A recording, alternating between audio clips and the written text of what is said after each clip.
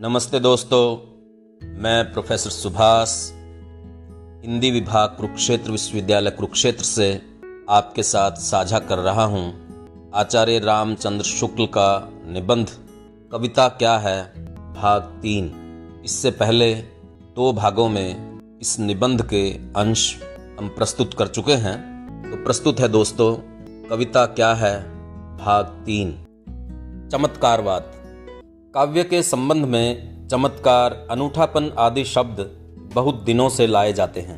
चमत्कार मनोरंजन की सामग्री है, इसमें संदेह नहीं। इससे जो लोग मनोरंजन को ही काव्य का लक्ष्य समझते हैं, वे यदि कविता में चमत्कार ही ढूंढा करें तो कोई आश्चर्य की बात नहीं। पर जो लोग इससे ऊंचा और गंभीर लक्ष्य समझते हैं, वे चमत्कार मात्र को काव्य नहीं मान सकते। चमत्कार से हमारा अभिप्राय यहाँ प्रस्तुत वस्तु के अद्भुत या वैलक्षण से नहीं, जो अद्भुत रस के आलंबन में होता है। चमत्कार से हमारा तात्पर्य उक्ति के चमत्कार से है, जिसके अंतर्गत वर्ण विन्यास की विशेषता जैसे अनुप्रास अलंकार में, शब्दों की क्रीड़ा जैसे श्लेष यमक आदि में, वाक्य की वक्रता या वचन भंगी जैसे काव्यार्थाप्ति, परिसंख्या, विरोधाभास, असंगति इत्यादि में, तथा अप्रस्तुत वस्तुओं को अद्भुत अथवा प्रस्तुत वस्तुओं के साथ सादृश्य या संबंध की अनहोनी या दूरारूढ़ कल्पना जैसे उत्प्रेक्षा, अतिशयोक्ति आदि में बातें आती हैं। चमत्कार का प्रयोग भावुक कवि भी करते हैं, पर किसी भाव की अनुभूति को तीव्र करने के लिए। जिस रूप या जिस मात्रा में भाव की स्थिति है, उसी रूप और उसी मात्रा में उसकी व्यंजना के लिए प्रायः कवियों को व्यंजना का कुछ असामान्य ढंग पकड़ना पड़ता है। बातचीत में भी देखा जाता है कि कभी कभी हम किसी को मूर्ख न कहकर बैल कह देते हैं। इसका मतलब यही है कि उसकी मूर्खता की जितनी गहरी भावना मन में है, वह मूर्ख शब्द से नहीं व्यक्त होती। इसी बात को देखकर कुछ लोगों ने यह निश्चय किया कि यही चमत्कार या उक्ति वैचित्र्य ही काव्य का नित्य लक्षण है। इस निश्चय के अनुसार कोई वाक्य, चाहे वह कितना ही मर्मस्पर्शी हो, यदि उक्ति वैचित्र्य शून्य है तो काव्य के अंतर्गत न होगा, और कोई वाक्य जिसमें किसी भाव या मर्म विकार की व्यंजना कुछ भी न हो पर उक्ति वैचित्र्य हो, वह खासा काव्य कहा जाएगा। उदाहरण के लिए पद्माकर का यह सीधा सादा वाक्य लीजिए। नैन नचाए कहीं मुस्काए, लला फिर आइयो खेलन होरी। क्या कोई सहृदय वैचित्र्य के अभाव के कारण कह सकता है कि इसमें काव्यत्व नहीं है? अब इसके सामने उन केवल चमत्कार वाली उक्तियों का विचार कीजिए जिनमें कहीं कोई कवि किसी राजा की कीर्ति की धवलता चारों ओर फैलती देख यह आशंका प्रकट करता है कि मेरी स्त्री के बाल भी सफेद न हो जाएं, अथवा प्रभात होने पर कौवों में कांव कांव का कारण यह भय बताता है कि कालिमा या अंधकार का नाश करने में प्रवृत्त सूर्य कहीं उन्हें काला देख उनका भी नाश न कर दे।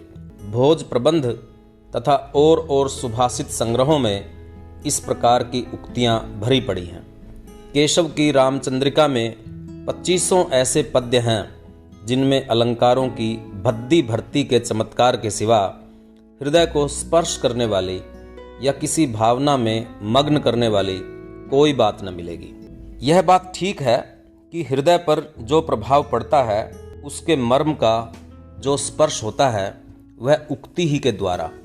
पर उक्ति के लिए यह आवश्यक नहीं कि वह सदा विचित्र, अद्भुत या लोकोत्तर हो। ऐसी हो जो सुनने में नहीं आया करती या जिसमें बड़ी दूर की सूझ होती है। ऐसी उक्ति जिसे सुनते ही मन किसी भाव या मार्मिक भावना में लीन न होकर एक बारगी कथन के अनूठे ढंग, वर्ण विन्यास या पद प्रयोग की विशेषता, दूर की सूझ, कवि की चातुरी या निपुणता इत्यादि का विचार करने लगे, वह काव्य नहीं, सूक्ति है। बहुत से लोग काव्य और सूक्ति को एक ही समझा करते हैं, पर इन दोनों का भेद सदा ध्यान में रहना चाहिए। जो उक्ति हृदय में कोई भाव जागृत कर दे, या उसे प्रस्तुत वस्तु या तथ्य की मार्मिक भावना में लीन कर दे, वह तो है काव्य। जो उक्ति केवल कथन के ढंग के अनूठेपन, रचना वैचित्र्य, चमत्कार, कवि के श्रम या निपुणता के विचार में ही प्रवृत्त करे, वह है सूक्ति। यदि किसी उक्ति में रसात्मकता और चमत्कार दोनों हों, तो प्रधानता का विचार करके सूक्ति या काव्य का निर्णय हो सकता है। जहाँ उक्ति में अनूठापन अधिक मात्रा में होने पर भी उसकी तह में रहने वाला भाव आच्छन्न नहीं हो जाता, वहाँ भी काव्य ही माना जाएगा। जैसे देव का यह सवैया लीजिए। सांसन में ही स्मीर गयो और आंसुन ही सब नीर गयो ढर, तेज गयो गुनलय अपनो और भूमि गई तनुकी तनुता कर, देव जिय मिल बेई की आस के आस हुपास आकाश रहो भरे, जा दिन तय मुख फेर हरे हंसे, हेर हियो जो लियो हरिजु हरि। सवैये का अर्थ यह है कि वियोग में उस नायिका के शरीर को संगठित करने वाले पंचभूत धीरे धीरे निकलते जा रहे हैं। वायु दीर्घ निश्वासों के द्वारा निकल गई, जल तत्व सारा आंसुओं ही आंसुओं में ढल गया, तेज भी न रह गया, शरीर की सारी दीप्ति या कांति जाती रही। पार्थिव तत्व के निकल जाने से शरीर भी क्षीण हो गया। अब तो उसके चारों ओर आकाश ही आकाश रह गया है, चारों ओर शून्य दिखाई पड़ रहा है। जिस दिन से श्री कृष्ण ने उसकी ओर मुंह फेर कर ताका है और मंद मंद हंसकर उसके मन को हर लिया है, उसी दिन से उसकी यह दशा है। इस वर्णन में देव जी ने विरह की भिन्न भिन्न दशाओं में चार भूतों के निकलने की बड़ी सटीक उद्भावना की है। आकाश का अस्तित्व भी बड़ी निपुणता से चरितार्थ किया है।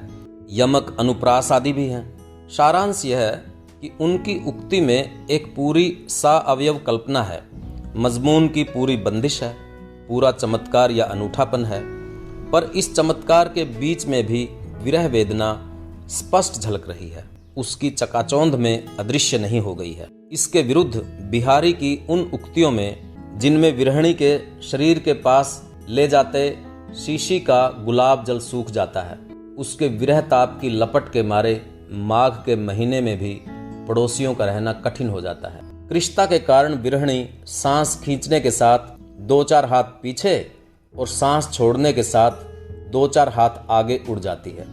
अत्युक्ति का एक बड़ा तमाशा ही खड़ा किया गया है। कहाँ यह सब मजाक, कहाँ विरह वेदना। उक्ति की वहीं तक की वचन भंगी या वक्रता के संबंध में हमसे कुंतल जी का वक्रोक्ति काव्य जीवितम मानते बनता है, जहाँ तक कि वह भाव अनुमोदित हो या किसी मार्मिक अंतर्वृत्ति से संबद्ध हो, उसके आगे नहीं।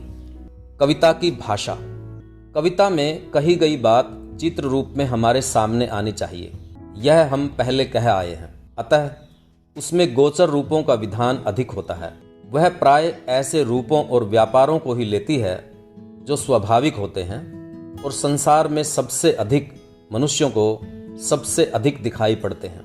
अगोचर बातों या भावनाओं को भी जहां तक हो सकता है कविता स्थूल गोचर रूप में रखने का प्रयास करती है। इस मूर्ति विधान के लिए वह भाषा की लक्षणा शक्ति से काम लेती है। जैसे समय बीता जाता है, कहने की अपेक्षा समय भागा जाता है, कहना वह अधिक पसंद करेगी। किसी काम से हाथ खींचना, किसी का रुपया खा जाना, कोई बात पी जाना, दिन ढलना या डूबना, मन मारना, मन छूना, शोभा बरसना, उदासी टपकना इत्यादि ऐसी ही कवि समय सिद्ध उक्तियां हैं जो बोलचाल में रूढ़ी होकर आ गई हैं। लक्षणा द्वारा स्पष्ट और सजीव आकार प्रदान का विधान प्राय सब देशों के कवि कर्म में पाया जाता है। कुछ उदाहरण देखिए। धन्य भूमि बनपंथ पहारा, जहाँ जहाँ नाथ पाँव तुम धारा, तुलसीदास। मनहु उमग अंग अंग छविछलकै, तुलसी। चुनरी चार चुईसी पर, बनन में बागन में बगरो बसंत है, पद्माकर। हो तो श्याम रंग में चोराए, चित चोरा चोरी बोरत तो बोर्यो पे, निचोरत बने नहीं, पद्माकर। इन उदाहरणों से स्पष्ट है कि वस्तु या तथ्य के पूर्ण प्रत्यक्षीकरण तथा भाव या मार्मिक अंतर्वृत्ति के अनुरूप व्यंजना के लिए लक्षणा का बहुत कुछ सहारा कवि को लेना पड़ता है। भावना को मूर्त रूप में रखने की आवश्यकता के कारण कविता की भाषा में दूसरी विशेषता यह रहती है कि उसमें जाति संकेत वाले शब्दों की अपेक्षा विशेष रूप व्यापार सूचक शब्द अधिक रहते हैं। बहुत से ऐसे शब्द होते हैं जिनसे किसी एक का नहीं बल्कि बहुत से रूपों का या व्यापारों का एक साथ चलता सा अर्थ ग्रहण हो जाता है। ऐसे शब्दों को हम जाति संकेत कह सकते हैं। ये मूर्त विधान के प्रयोजन के नहीं होते। किसी ने कहा वहां बड़ा अत्याचार हो रहा है। इस अत्याचार शब्द के अंतर्गत मारना पीटना, डांटना डपटना, लूटना पीटना इत्यादि बहुत से व्यापार हो सकते हैं। अतः अत्याचार शब्द के सुनने से उन सब व्यापारों की एक मिली जुली अस्पष्ट भावना थोड़ी देर के लिए मन में आ जाती है। कुछ विशेष व्यापारों का स्पष्ट चित्र या मूर्त रूप नहीं खड़ा होता। इससे ऐसे शब्द कविता के उतने काम के नहीं। ये तत्व निरूपण, शास्त्रीय विचार आदि में ही अधिक उपयोगी होते हैं। भिन्न भिन्न शास्त्रों में बहुत से शब्द तो विलक्षण ही अर्थ देते हैं और पारिभाषिक कहलाते हैं। शास्त्र मीमांसक या तत्व निरूपक को किसी सामान्य तथ्य या तत्व तक पहुंचने की जल्दी रहती है। इससे वह किसी सामान्य धर्म के अंतर्गत आने वाली बहुत सी बातों को एक मानकर अपना काम चलाता है। प्रत्येक का अलग अलग दृश्य देखने दिखाने में नहीं उलझता। पर कविता कुछ वस्तुओं और व्यापारों को मन के भीतर मूर्त रूप में लाना और प्रभाव उत्पन्न करने के लिए कुछ देर रखना चाहती है। अतः उक्त प्रकार के व्यापक अर्थ संकेतों से ही उसका काम नहीं चल सकता। इससे जहां उसे किसी स्थिति का वर्णन करना रहता है वहां वह उसके अंतर्गत सबसे अधिक मर्म स्पर्शनी कुछ विशेष वस्तुओं या व्यवहारों को लेकर उनका चित्र खड़ा करने का आयोजन करती है। यदि कहीं के घोर अत्याचार का वर्णन करना होगा तो वह कुछ निरपराध व्यक्तियों के वध, भीषण यंत्रणा, स्त्री बच्चों पर निष्ठुर प्रहार आदि क्षोभकारी दृश्य सामने रखेगी। वहां घोर अत्याचार हो रहा है।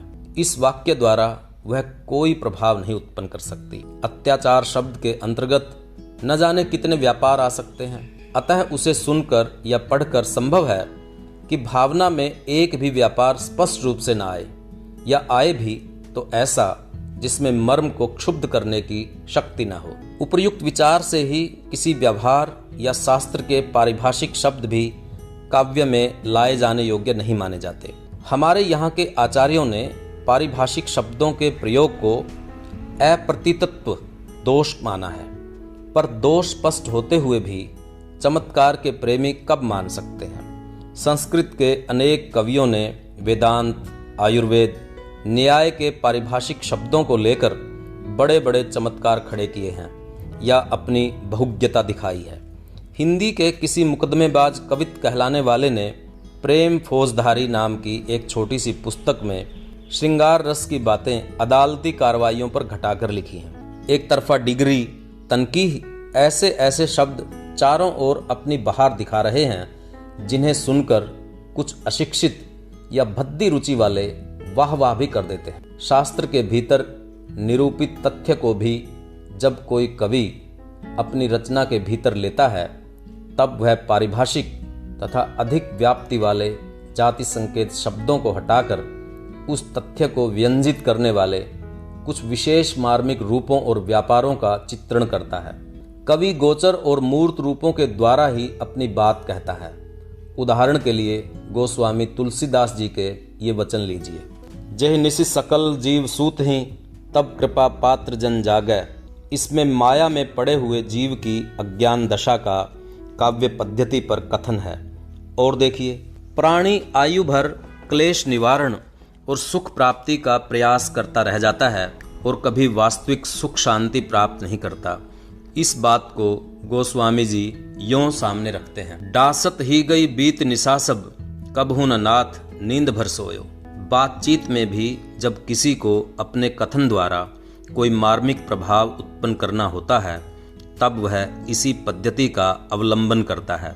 यदि अपनी पत्नी पर अत्याचार करने वाले किसी व्यक्ति को उसे समझाना है तो वह कहेगा कि तुमने इसका हाथ पकड़ा है। यह न कहेगा कि तुमने इसके साथ विवाह किया है। विवाह शब्द के अंतर्गत न जाने कितने विधि विधान हैं जो सबके सब एक बारगी मन में आ भी नहीं सकते और उतने व्यंजक या मर्मस्पर्शी भी नहीं होते। अतः कहने वाला उनमें से जो सबसे अधिक व्यंजक और स्वाभाविक व्यापार हाथ पकड़ना है, जिससे सहारा देने का चित्र सामने आता है, उसे भावना में लाता है। तीसरी विशेषता कविता की भाषा में वर्ण विन्यास की है। शुष्को वृक्षस्तिष्ठ्यग्रे, शुष्को वृक्षस्तिष्ठ्यग्रे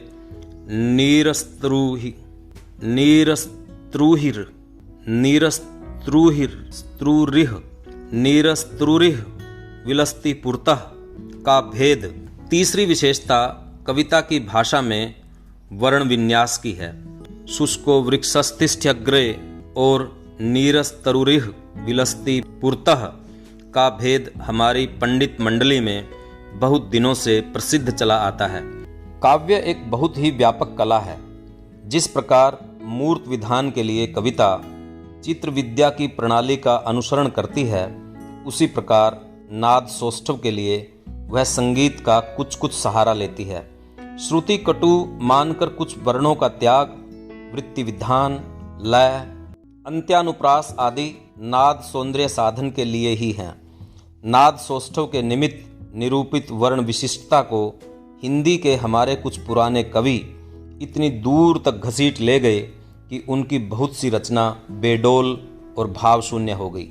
उसमें अनुप्रास की लंबी लड़ी वर्ण विशेष की निरंतर आवृत्ति के सिवा और किसी बात पर ध्यान नहीं जाता। जो बात भाव या रस की धारा का मन के भीतर अधिक प्रसार करने के लिए थी, वह अलग चमत्कार या तमाशा खड़ा करने के लिए काम में लाई गई।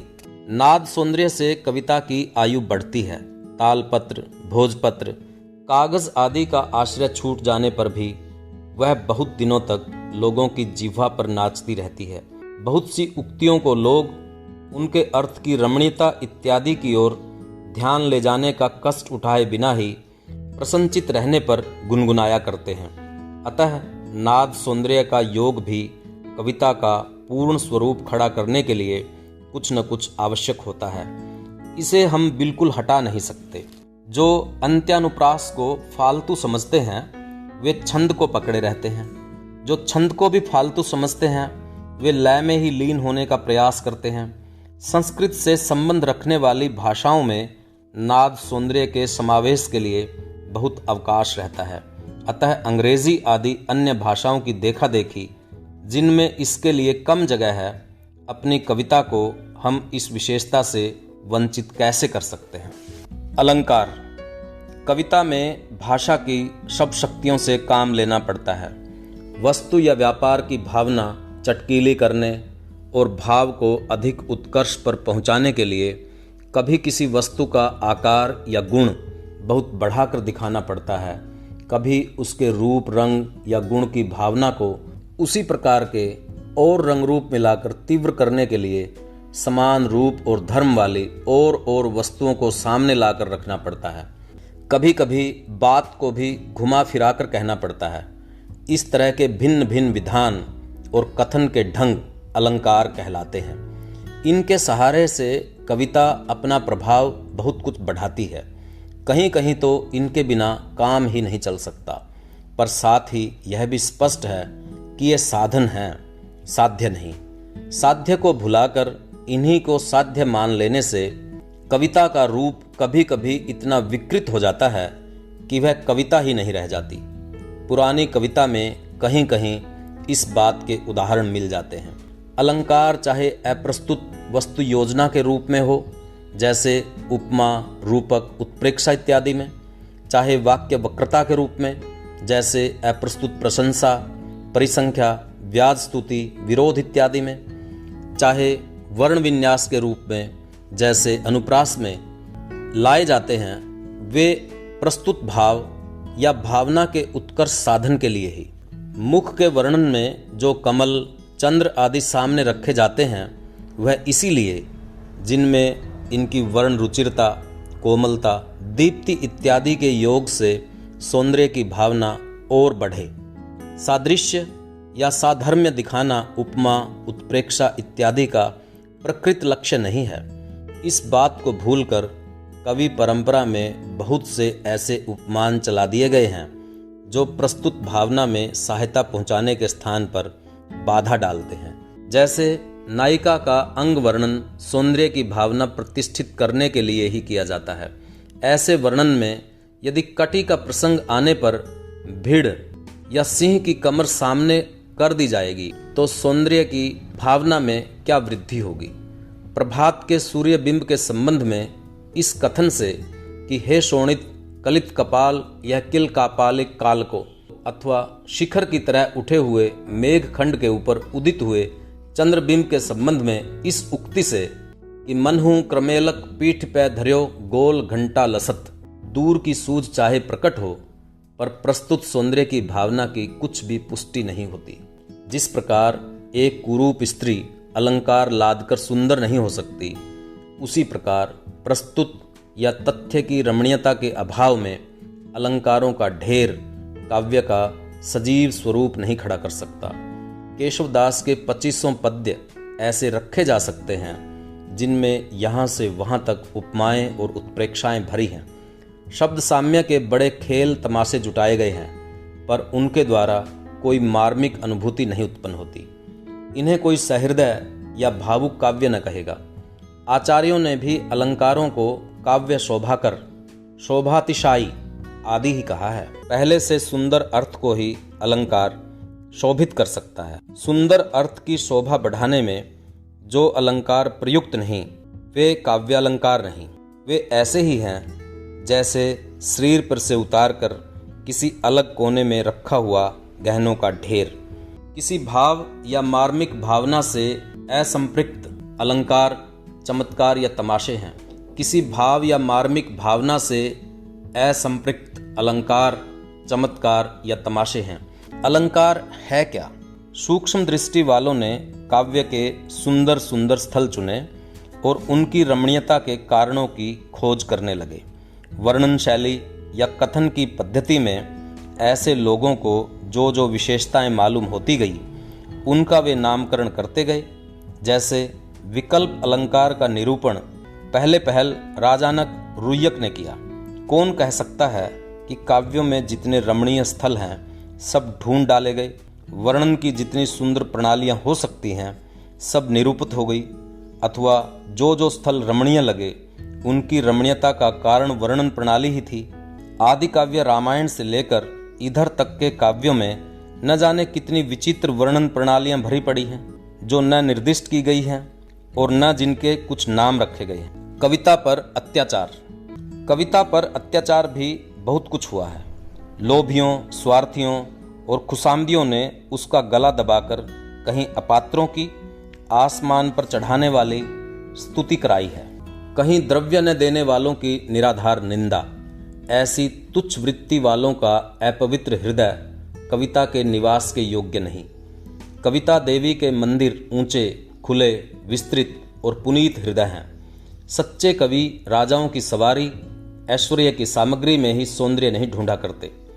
वे फूस के झोंपड़ों, धूल मिट्टी में सने किसानों, बच्चों के मुंह में चारा डालते हुए पक्षियों, दौड़ते हुए कुत्तों और चोरी करती हुई बिल्लियों में कभी कभी सौंदर्य का दर्शन करते हैं, जिसकी छाया भी महलों और दरबारों तक नहीं पहुंच सकती। श्रीमानों के शुभागमन पर पद्य बनाना, बात बात में उनको बधाई देना कवि का काम नहीं। जिनके रूप या कर्मकलाप जगत और जीवन के बीच में उसे सुंदर लगते हैं, उन्हीं के वर्णन में वह स्वांत सुखाय प्रवृत्त होता है। कविता की आवश्यकता। मनुष्य के लिए कविता इतनी प्रयोजनीय वस्तु है कि संसार के सभ्य असभ्य सभी जातियों में किसी न किसी रूप में पाई जाती है। चाहे इतिहास न हो, विज्ञान न हो, दर्शन न हो, पर कविता का प्रचार अवश्य रहेगा। बात यह है कि मनुष्य अपने ही व्यापारों का ऐसा सघन और जटिल मंडल बांधता चला आ रहा है, जिसके भीतर बंधा बंधा वह शेष सृष्टि के साथ अपने हृदय का संबंध भूला सा रहता है। इस परिस्थिति में मनुष्य को अपनी मनुष्यता खोने का डर बराबर रहता है। इसी से अंतः प्रकृति में मनुष्यता को समय समय पर जगाते रहने के लिए कविता मनुष्य जाति के साथ लगी चली आ रही है और चली चलेगी। जानवरों को इसकी जरूरत नहीं। दोस्तों, ये था आचार्य रामचंद्र शुक्ल का महाकाव्यात्मक निबंध कविता क्या है। कविता के समस्त पहलुओं पर इस निबंध में विचार किया गया। कविता की भाषा, कविता की जरूरत, कविता में अलंकार, कविता के सरोकार, कविता का प्रयोजन, कविता और मनुष्यता के संबंध, इन सब बातों पर आचार्य रामचंद्र शुक्ल ने समग्र दृष्टि से इस निबंध में विचार किया। यह निबंध कविता के, साहित्य के सिद्धांतों का एक आधार निबंध है। आज भी यह निबंध उतना ही प्रासंगिक है जितना उस समय था जब ये लिखा गया।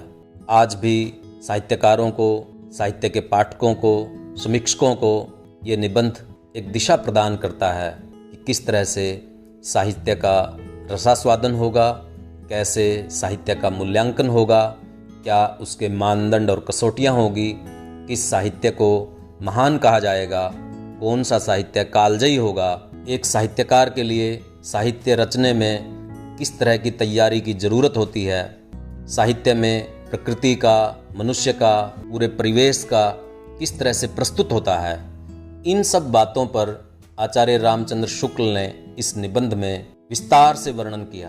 उम्मीद है दोस्तों आपको ये निबंध पसंद आया होगा। आप इसे आगे बढ़ाइए। मिलते हैं किसी और निबंध के साथ। तब तक के लिए धन्यवाद।